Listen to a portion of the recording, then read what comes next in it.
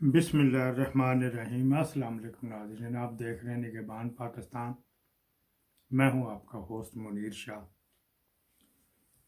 सिर्फ दो टॉपिक पे बात करनी है, डिटेल आगे जाके आएगी, उसके ऊपर अपने इज़हार राय करेंगे, थोड़ा सा दिबाचा कर लें। दुनिया में दो बड़े बड़े बड़े जो दरिया हैं उनके ऊपर बात कर लेते हैं। दरियाए नील है, 6-6.5 हज़ार किलोमीटर, और अफ्रीका से होता, पता नहीं किन किन मुल्कों से होता, समुद्र में गिरता।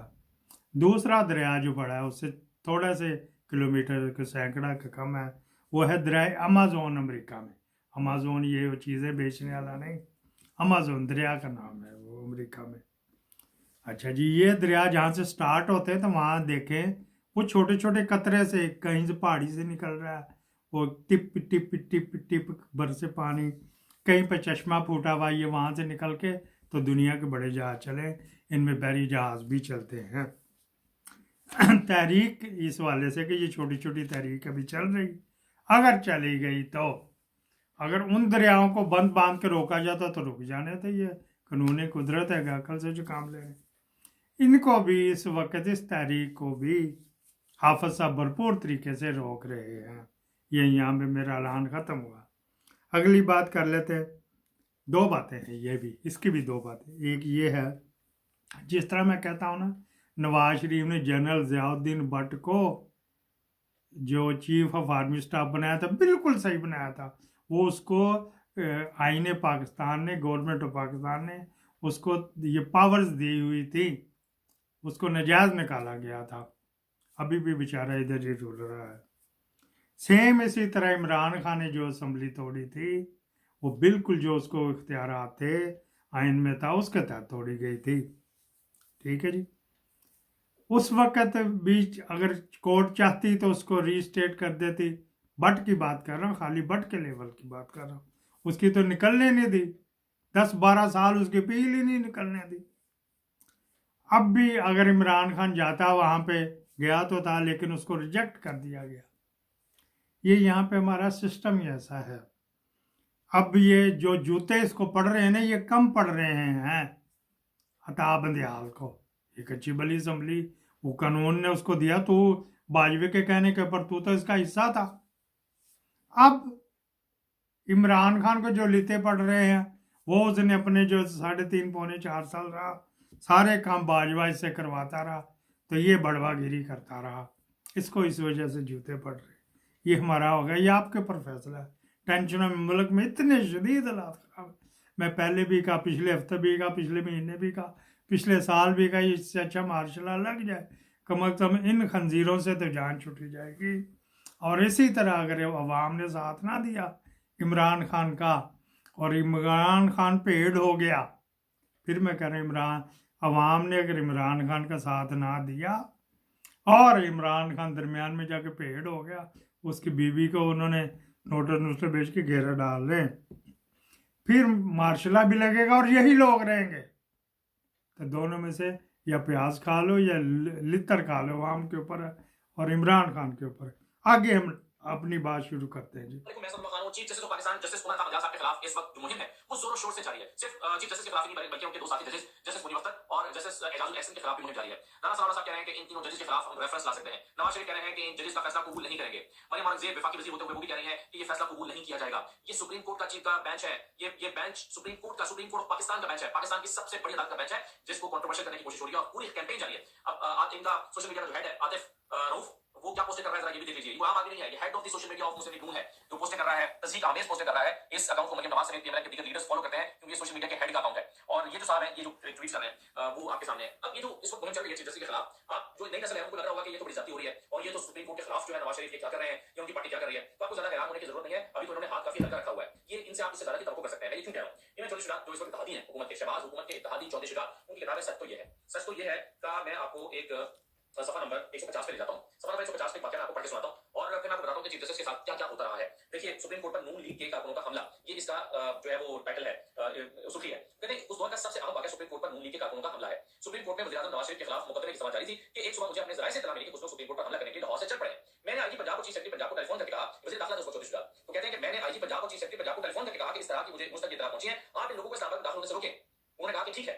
फिर मुझे इत्तला मिली कि ये लोग इस्लामाबाद के करीब पहुंच चुके हैं। मैंने दोबारा आईजी पंजाब और चीफ सेक्रेटरी पंजाब को टेलीफोन किया और कहा कि ये बहुत गलत बात है, मुझे मालूम नहीं था कि आईजी पंजाब की साजिश में शरीक है और हुकूमत के इशारे पर ये सब कुछ कर रहे हैं। अब मैंने खुद गाड़ी निकाली, सुप्रीम कोर्ट पहुंचा। उस वक्त जज साहिबान पिछले दरवाजे से सुप्रीम कोर्ट में दाखिल हो रहे थे। मैंने पुलिस से कहा कि कुछ लोग सुप्रीम कोर्ट पर हमला करने की नीयत से आ रहे हैं, ये काम नहीं होना चाहिए। जो लोग बसों पर इस काम के लिए आ रहे हैं उनको गुजरात में ही रोकें। पुलिस अफसर यस सर करते रहे। मैं मुतमिन होकर वापस आ गया। 2 घंटे बाद खबर मिली कि सुप्रीम कोर्ट पर हमला हो गया है।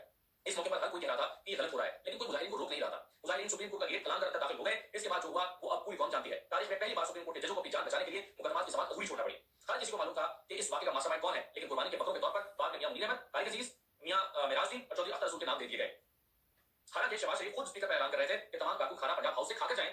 वहां पर कीने वाले नामों का इंतजाम किया गया है। बहरहाल मैंने बतौर वजीर दाखिला इस वाकये को रोकने की हर मुमकिन कोशिश की थी और ये बात सबके दिल में थी। अच्छा, अब ये लिख रहे हैं चौधरी शुजात हुसैन साहब और कि उस वक्त चौधरी सजाद अली शाह साहब के साथ इख्तिलाफ हुआ और उन पर उनकी कोर्ट पर कारकुनों से हमला करा दिया और फिर हमला करने वाले कारकुनों को कीने वाले नाम पेश किए गए। तो ये बतौर वजीर ये थे जी असदुल्ला खान साहब 92 पे होते हैं और इनका अपना यूट्यूब चैनल भी है। शुक्रिया के साथ हमने इसका ये क्लिप बताया।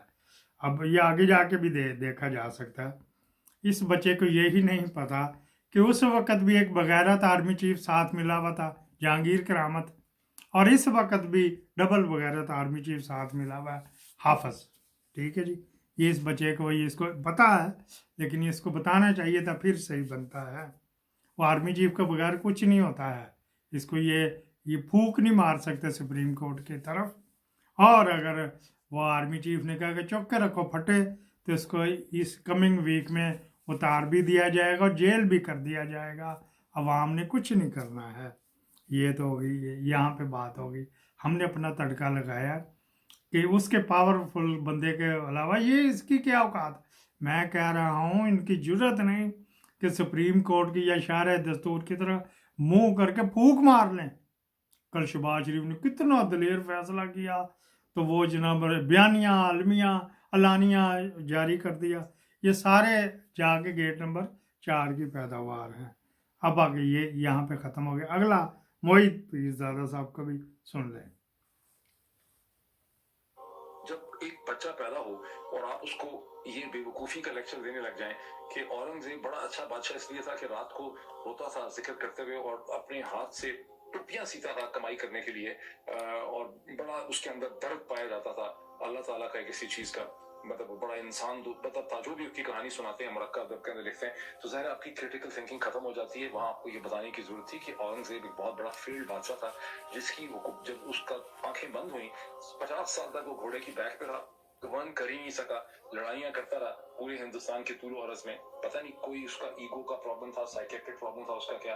और जब वो मरा 1707 में, तो 10 साल के अंदर मराठों ने आके दिल्ली को तख्तो तबाह बर्बाद कर दिया, उस पर कब्जा कर लिया थोड़ी देर के लिए उन्होंने। फिर नादर शाह आ गया उसके बाद, जिसके बाद मीर तकी मीर ने लखनऊ में अपनी रेखता पड़ी थी कि क्या बूद बाश पूछो वो पूरब के साकिनों, हमको गरीब जान के हंस हंस पुकार के। दिल्ली जो एक शहर था आलम में इंतखाब, रहते थे जहां मुंतखब ही रोजगार के, हम रहने वाले हैं उस उजड़े दयार के। तो उजड़ा दयार था दिल्ली। वो औरंगजेब की माशाल्लाह इंटेलेक्चुअल फेलियर थी। ये पाकिस्तान की किताबों में जब आपने नहीं लिखा तो बच्चे का दिमाग शुरू में ही आपने उसकी क्रिटिकल थिंकिंग खत्म कर दी। जब आपने बच्चे को ही बताया कि मोहम्मद बिन कासिम ने इसलिए सिंध के ऊपर हमला किया था कि बिकॉज एक लड़की और कुछ लड़कियां जो हैं उसको महाराजा देवल ने, नाहिद नाम की लड़की ने खत लिखा था, उसको कैद कर दिया था। तो नाहिद की खत की खातिर मोहम्मद बिन कासिम, इसलिए नहीं कि उस वक्त की जो अमरी गवर्नमेंट थी या जो मुस्लिम गवर्नमेंट थी, जो खिलाफत थी, उसके स्ट्रेटेजिक ट्रेडिंग इंटरेस्ट थे जिसको परस्यू करते हुए वो सिंध पे आए, उन्होंने वहां पे हुकूमत कायम कर ली। आप कह रहे हैं कि एक लड़की ने खत लिखा था और इस पे नसीम हिजाजी जो है उन्होंने पूरा नॉवल इसमें मोहम्मद बिन कासिम का बिल्डअप कर दिया। और फिर इसे जो शायर मशरक जनाब अल्लामा इकबाल जो है, जब वो लिखते हैं कि एक ही सफ में खड़े हो गए महमूद और अयाज, तो ये तो लोगों को बता दें कि महमूद जो स्लेव था वो होमोसेक्सुअल लवर था, और जो महमूद गजनवी था जिसने बाद में अयाज को इसी महमूद और अयाज जो है मेरा ख्याल इसको उसने गवर्नर भी बना दिया था लाहौर का, उसका पैशनेट लव अफेयर था अपने इस एक कई मर्दों के साथ उसके लव अफेयर थे। होमोसेक्सुअल था, बाइसेक्सुअल था, लेकिन अयाज के साथ अयाज उसका होमोसेक्सुअल स्लेव लवर था। जब आप ये चीजें नहीं बताते, हकीकतों को ये कहते जैसे चूतिया ना कहें, चूचाकिया ना कहें, तो जब आप हकीकतों को जो कुछ पाकिस्तान में हो रहा है उसको एक्सप्लेन करने के लिए सिर्फ लफ्ज चूत चालाकियों के अलावा कोई और लफ्ज है ही नहीं हिंदी उर्दू जुबान के अंदर। लेकिन जब आप ये अपनी मुनाफकत की वजह से, मुनाफकत अंदर इनबिल्ट कर दी गई है सिस्टम में, कहते हैं हमारा कल्चर और तमद्दुन तहजीब बड़ी जबरदस्त किस्म की है, तो जो बुराइयां, जो गंद है इंसानी जिंदगी का, जो उसकी मुनाफकत है, जो उसकी कमजोरियां हैं, जो उसकी वीकनेसेस हैं, जब उसको आप देखते ही नहीं है, उसको एडमिट ही नहीं करते, तो आपके माइंड में क्रिटिकल एबिलिटी पैदा नहीं होती। ये मसला है पाकिस्तान के लोगों का, वहाँ के मीडिया का, वहाँ के अखबारात का, वहाँ के टेलीविजन का, वहाँ की अदलिया का, वहाँ की लीगल एसोसिएशन का, कि जब हकीकतों को कभी एड्रेस किया ही नहीं, उनको ग्रैपल किया ही नहीं। अब सूरत हाल ये है कि रियासत का वजूद जो है इस वक्त खतरे में पड़ चुका है। It will be a huge tragedy जो हो रहा है। बहरहाल I leave it on that, देखते हैं क्या करते हैं सुप्रीम कोर्ट, 5 कोर्ट। ये थे जी मोहित पीरजादा साहब, शुक्रिया के साथ के इन्होंने कुछ इसमें बयानात दिए हैं। मोहम्मद बिन कासम का करने आया था। ये मोहम्मद बिन कासम की हिस्ट्री पढ़नी हो तो किसी शिया रिसर्चर की किताब ज़रूर पढ़ना। अभी तो किताब सुननी है, वाबियों की पढ़ रही ना, ये उनका ही हीरो होएगा। और ये बाकी भी ये ऐसे ही है।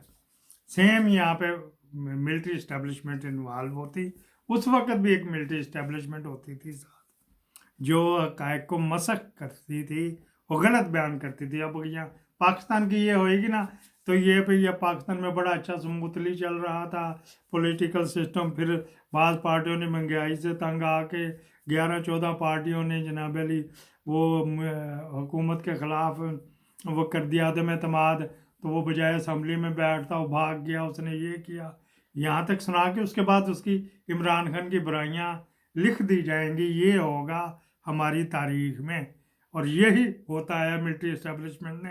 ये कहीं नहीं लिखना कि बाजवे ने अमेरिका से पैसे लेके सब में बांटे थे, अपनी भी दिहाड़ी लगाई। इनको भी कहा, बाजवे ने इनको कहा था आप आ जाओ, अपने केस माफ़ करा लो, मुझे भी एक्सटेंशन दे देना वगैरह वगैरह।